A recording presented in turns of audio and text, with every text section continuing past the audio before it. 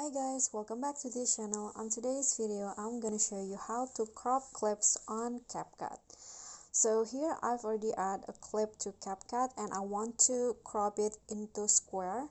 So what you need to do is just click on a clip and then at the bottom, click on edit and then go to crop.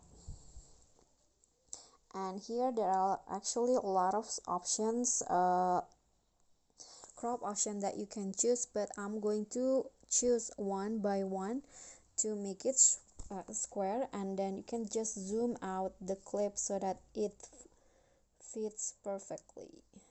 And you can also straighten your clip like this, but I'm going to just go with the original and then click on a check icon, and now you are done. And to make it fit, you can just change the format also into the size that you choose before.